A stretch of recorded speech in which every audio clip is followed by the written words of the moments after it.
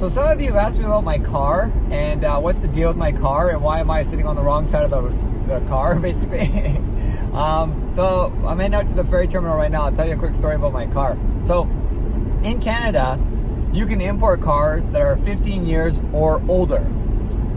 In the States, it's 25 years. So you guys are, in the States, you guys are limited to cars kind of in the late 80s or so. But in Canada, you can import cars 15 years or older. So we're able to import cars kind of in the late 90s, early 2000s, around that era. And if you know anything about cars, you know that Japan made a lot of really cool cars during the 90s. It was really kind of the era where they made a lot of like funky, cool cars. And then after 2000, they just all went to crap. But in the 1990s, Japan made some cool stuff.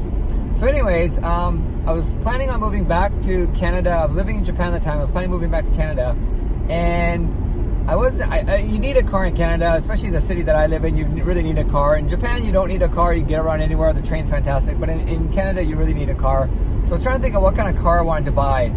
And I made a bit of a list for myself about what I wanted. And the list was, I wanted a wagon. Because I love wagons. I don't like SUVs as much. I'm not a big truck kind of SUV type of person. I like small, compact. My old car was an E30 M3, so that kind of goes to tell you like what kind of cars I like.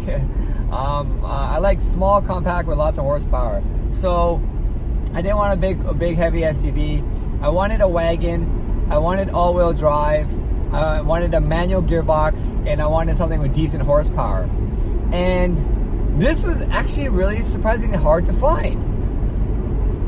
Finding a car now, a modern car with manual gearbox, is almost impossible. I didn't realize this because I haven't been a car owner for over 10 years, right? When I left Canada, I sold my M3 and I haven't owned a car for over 10 years. So finding a car with a manual gearbox, I was surprised actually how many manufacturers that don't make manual gearboxes anymore. Even performance cars like Ferrari or Porsche don't make manual gearboxes anymore, which is just sad. So I wanted a manual gearbox just because it was so much more fun. And I wanted all-wheel drive because in Canada we get winter and the snow is nice. I wanted a wagon because I kind of thought that if I'm going to do mountain biking, I might go out into the wilderness. And I thought if I had a wagon, I could store stuff in the back. But not only that, I could actually sleep in my car if I wanted to. And I wanted something with decent horsepower because let's just face it, that's fun. So when I started to look around, I looked at who makes wagons, and a lot of the German car companies still make wagons. BMW, Audi, Mercedes all make wagons. But all of them were automatics. I was quite surprised at that. And I could buy an automatic, it's not a huge deal, but let's face it, they're kind of boring. And I was also surprised at kind of the low horsepower rating that some of these things had. So when I started to research buying cars in Japan, I found out that you could buy these auction cars relatively cheap. So these are cars for whatever reason. In Japan, they have this like road maintenance thingy called shaken, where you have to have like your car safety tested every year, and it gets kind of expensive for older cars. And the Japanese government does this to try to encourage people to buy new cars. So you don't see a lot of old cars in Japan. Anything that's over 10 years old kind of gets expensive to get this safety check every year. Even if your car is fine, it gets expensive. So people just buy a new car over there. So you can buy 10-year-old cars in Japan relatively inexpensively. So I saw that and I thought, well, hey, that's kind of cool. I'm in Japan now. Maybe I'll look at picking something up. So what I ended up getting was this Subaru Legacy GT-B. And it checked all the boxes that I wanted. It's a wagon, obviously, as you can see, all-wheel drive. Subaru, they all make all-wheel drive. And Subaru all-wheel drive, as you know, is some of the best all-wheel drive. It's real all-wheel drive, not this software bullshit all-wheel drive. It's real all-wheel drive.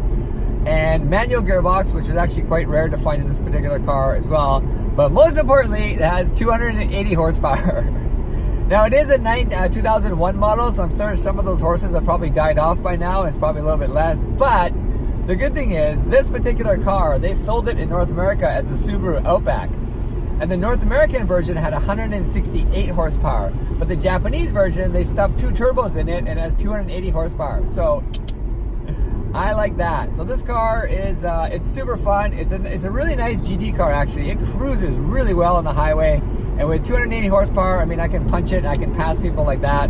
Got my bike in the back. I can sleep in the back if I want to. So overall, I say I've been really happy with my car. I say overall because one of the things I didn't anticipate was how different this car is than the North American version. The engine's totally different. Suspension's a bit different. So anytime I need to buy parts for this car, it has to come from Japan.